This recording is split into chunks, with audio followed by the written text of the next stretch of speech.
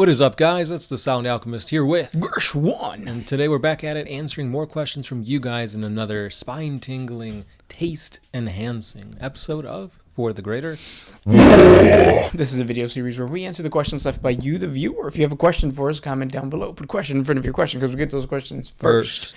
And that is what They Live did. He asks, why is time travel never used in 40K to fight against the Tyranids? So time travel is not really used by any faction ever. It just kind of happens. We have created videos about this, and the Imperium, every single faction tries to see if they can crack the code to time travel. Yeah. Because you can't do it through the warp. You have to remember that the warp is timeless. So whenever a ship goes into the Imperium, it might be 2 months for them until they exit the warp. But in reality, it could have been a couple of seconds in real time, or 3 years, Or negative. They come out years back. Yes. So yes, time travel works somehow with the warp, but because the warp is so chaotic, there hasn't ever been an actual way to harness it. Right. You have the whole sector of Inquisition dedicated to that, the Ordo Cronus. Yes. Cryptex. Yep, Cryptex. The Chronomancers also dabble in time travel. The cool thing about the Inquisition and that whole story is that there was an Order Minoris, so one of the minor houses for the Inquisitions to study that, and they went into the warp with an experiment to see if they can actually time travel, and then they just disappear. They can't really say that they died because they don't know that they died, but they're just completely gone. So in the future, if GW really wants to, they could bring back some, what is it called when it's a red herring or a ex machina type of scenario where a certain hero needs something and the Ordo Cronus could just show up and be like, here you go. Yeah. We traveled through time just to give it to you. That's a cop out. Yeah. I feel that only happens when the writer has written themselves into a corner and they're like, crap, how do I get out of this? Time travel. Yeah. I mean, it could happen. But yeah, and then I don't really know how you would be able to use time travel against the Tyranids. Yeah, because you could say you could just travel to a time before the Tyranids, or make the Tyranids go into a time loop or something like that. I don't know. Yeah, it's difficult. Yeah, whenever any movie or any piece of literature tries to tackle time travel, you end up with a bunch of conundrums, Back to the Future, the Avengers going back in time, Rick and Morty. It's convoluted no matter what. The only one that kind of makes sense is the Harry Potter, but it also works in a way where it's it can't really break itself out of the loop. So even though there was 2 Harrys and 2 Hermiones, spoiler alert, I guess, they didn't do anything to really change anything. Right. Or they did change something, but it was meant to happen anyways. So it's kind of weird. Right. So then at that point, it doesn't matter if you time travel because nothing's going to change. Yeah. Because essentially you're saying fate is predetermined. Yeah, you already lived through that. Harry already lived through the process of the, what is it called? Where he summoned the white dove thing. Oh, whatever. Puberty. Yeah, there you go. Next question. This one's by PB Unit. If I'm a depressed human living in a hive city, how do I join the Tau? Can I even leave the planet? You wouldn't even know that the Tau exists. If you are a hive worlder, your education and your knowledge of the outside of your planet, or even your hab block, is very, very limited. Yeah, you're basically a human robot.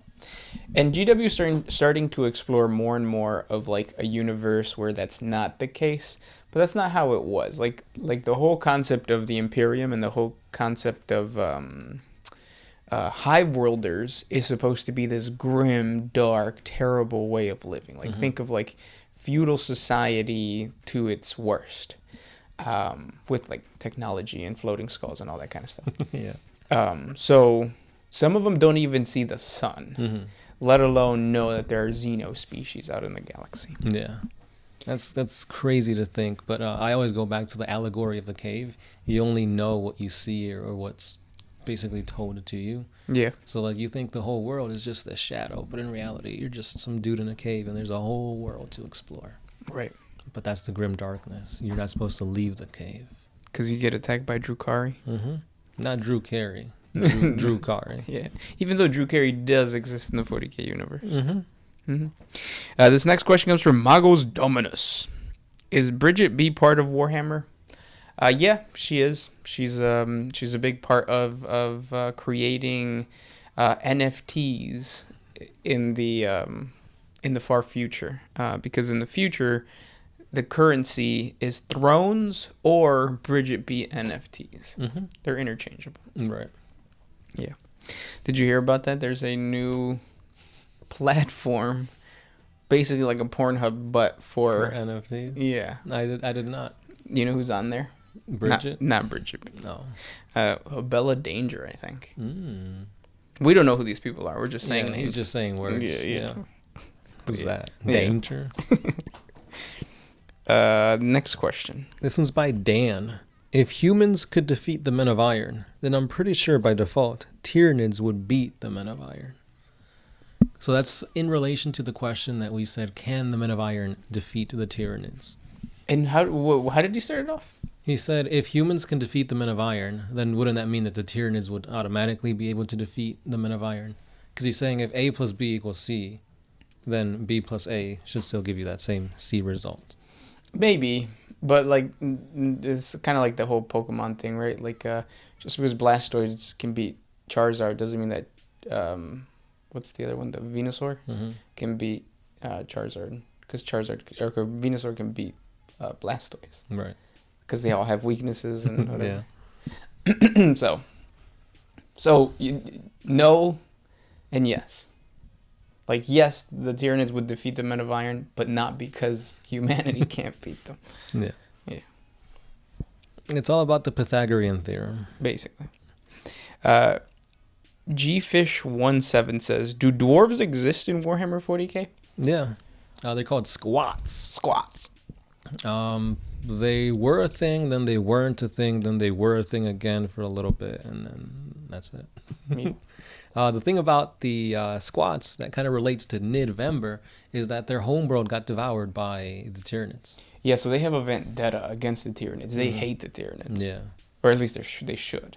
I don't know if the Blackstone Fortress, or no, the Necromunda squat actually hates the Tyranids. Yeah. I think he's just angry because he's short. And that's the thing. Yeah. The next question comes from the big one.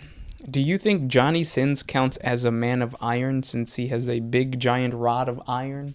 I don't think it's iron. It's more spongy tissue, blood cells. The same thing. It's a muscle. Yeah, you could buy his rod of iron as an NFT, which is crazy. Oh, then that means we don't know who Johnny Sins is. Oh yeah, sorry. Yeah, sorry. Rogel Korn. What are some of the craziest examples of orc WAAAGH? For example, a hijacked tank that drove with its engine replaced by a cardboard box. Crazy WAAAGH. Wazdacker riding his bike of the apocalypse into a Titan and blowing it up and him surviving the explosion. I would agree. That is probably the most WAAAGH that I've ever heard. Mm-hmm. Like, I get it. Like, yeah, he's riding his bike and it goes into the Titan. But, like, I feel like an explosion like that couldn't set off a chain of explosions to blow up the Titan. But you got to remember, the orcs work like that. If there's a chance, it'll probably happen. Yep, like Domino. Mm-hmm. Not the game that you play, but the Marvel character probability. Yep. Next question comes from Scribble Not 45. Are the blanks nervous around each other? That's a good question. I don't think so. Yeah, and the reason for that is because because a blanket does not have a presence in the warp, to normal humans who do have a presence in the warp, something's off about this person. Like when you look at Mike, was it Mike Zuckerberg? Yeah. It's like something's off about this dude. Yeah, for sure. And it's not just because he's autistic. He has, what does he have? Asperger's? Does he really? I think that's what he said. Oh, yeah. I never knew that. It's either he or Elon. One or the other. But yeah, it's just like that. Oh, it's Mark Zuckerberg. No, what did you say? Mike. Oh, Mike. Yeah, Zuckerberg. But also, what was I gonna say? Oh, like if you have two narcissistic people in a room, like they're not gonna like each other. So I think it's kind of the same thing. Not that blanks are narcissistic, but like they kind of have learned to fend for themselves, so they're probably gonna be really aggressive and mean. I wonder if they'd even know that each, like, one of them is a blank. Yeah. They would? Yeah, because remember, like, it's like the shadow of the warp. It's not so much that it's an actual thing, it's just that it's devoid. Right. Yeah. So you would walk into a room, and you know how sometimes you walk into a room and, like, you feel like a presence of, like, oh, somebody's here, and somebody is there. See, I'm getting scared now. I'm going to leave. I think with a blank, you walk into a room, you see the person, but you don't have that sense of, like, that's a person. It's like almost But like... if you're a blank yourself, you'd still walk into a room and be like, hey, that's not a person. Well, yeah, because you walk into a room and you see a person, so you're used to that feeling of, like, I walk into a room and I see a person. But now I walk into a room and I don't see that person. Kind of like me. But I mean, you're not going to feel yourself, but... Oh, I do. I think I get you. Yeah. It's all about the Pythagorean theorem. Basically, yeah. Yeah. Jonah Colombo. Why aren't Geller fields weaponized? If it keeps demons out of a ship, it'll keep them out of a fortress and cities. So they are, but the way that a Geller field works is that it uses, from what I remember, it uses the actual thrust of the ship, and obviously a fortress is... not thrusting. Right. And then you have, like, the fortress monasteries that have kind of like the phalanx. They have a Geller field, so they actually do. Right. And the other thing is that it probably works in that it's not, like, forever. Like, the shield goes up, but then it eventually has to come down to, like, recharge. That's when you exit the warp. Yeah. And there's been situations where the Geller field has malfunctioned because, going back to the top of the question about time and the warp having, like, no time, there could be a situation where a battle fleet has been traveling for, like, 7 years and they haven't been able to get out, and their Geller field is about to give out. It gives out, and then boom. And I don't know if it's, like, 7 years. Like, the actual duration of the Geller field, who knows? Yeah. But, yeah. That's why you should always carry a Jakiro weaponsmith on you. Yes. Because I'm pretty sure, even though they're very, like, finicky, like, they don't want to get invaded by demons. So they'll work it out. Right. Demons don't like the color orange, and Jakiro weaponsmiths are orange. Which is why you feel bad right now, because demons are flying around you going like, we don't like orange. Yeah. Is that orange or brown? Yeah, you guys tell me. That's why I'm scared all the time.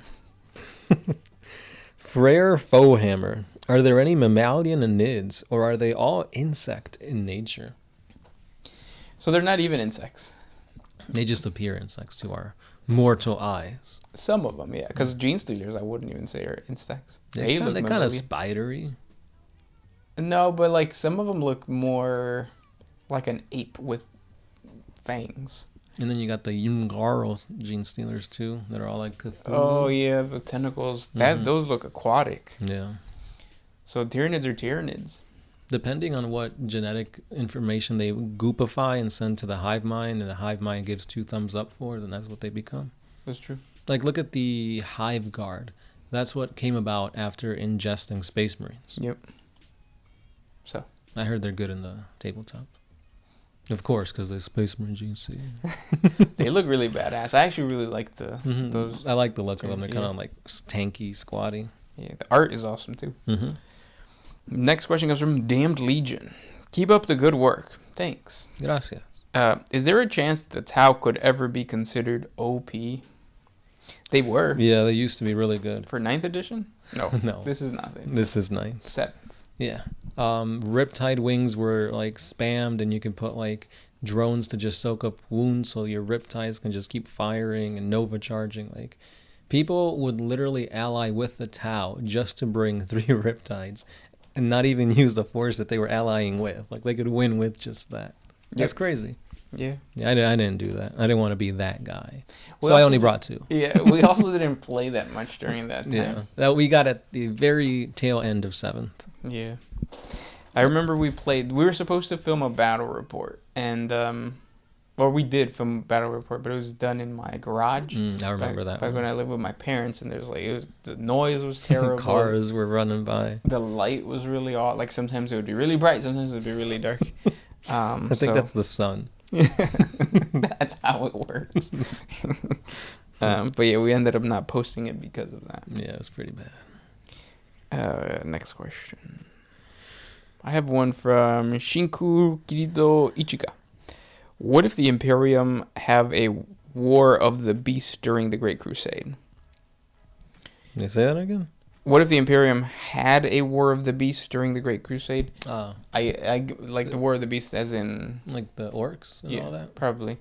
So like if like let's say during the Great Crusade, the Olenor campaign or the Olenor Crusade didn't go well, and the orc that was in the center of it actually attacked Terra. Mm-hmm. I think that would have been a unifying factor more so than anything else for the Battle Brothers and stuff like that. Yeah, definitely. I don't think the orcs would have won. Like it's still the Imperium show here, but I think that would still add to. No, I don't. I was gonna say it was gonna add to the xenophobia, but they were already xenophobic. Yeah. Yeah. Yeah. Lucas de Araujo Marquez. I sound like a conquistador.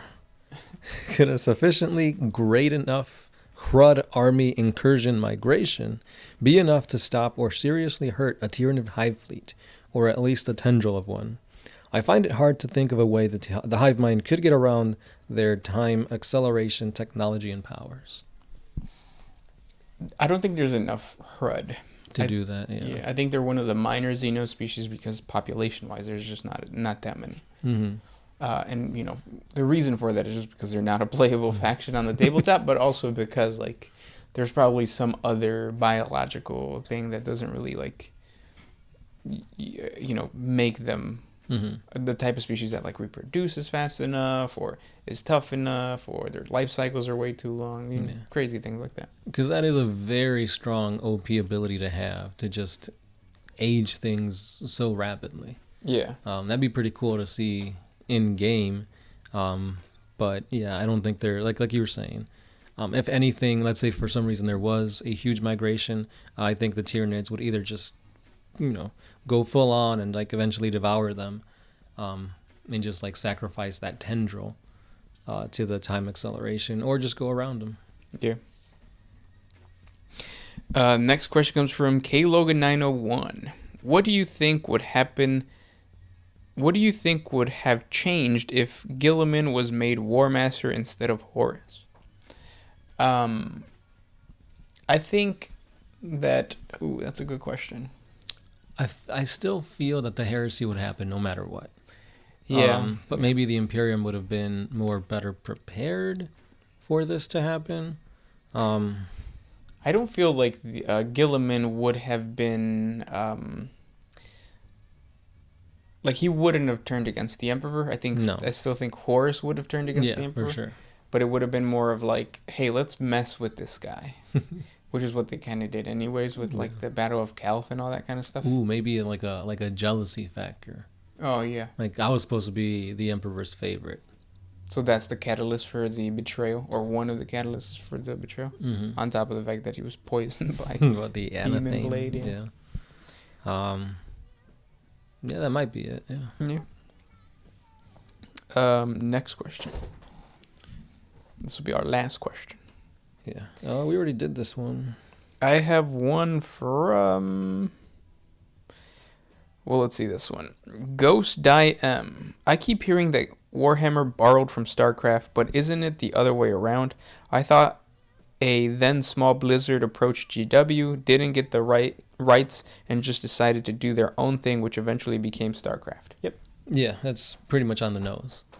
GW has been very like stingy with their IPs. Yeah. You never really see anybody except like really small studios use like their names to make like phone games pretty much. What would you say is the best game that came out? Would it be the Dawn of War series? Yeah. Yeah. Or Space Marine. But even Space Marine, wasn't Space Marine just a button smasher? Yeah, pretty much. Yeah. Yeah, you've never seen like a AAA studio or anything like that really get creative rights to 40K. I don't know why. Because I mean, they have stories to pull from. They've got tons of characters to include and make really great narratives and like gameplay and stuff like that. But for some reason, they've always not really have pulled the trigger on it. And that's weird because like they've partnered with like, was it Bandai, Hasbro, Marvel? Yep. And they have been branching out, but yeah, who knows? Maybe we'll get to see something akin to that later on. Hopefully. Yeah. But those were the questions for today. If you guys have more questions for us, please comment down below. We really appreciate you guys watching. And yeah. This has been the Sound Alchemist. Gersh One. And we are out. Oh,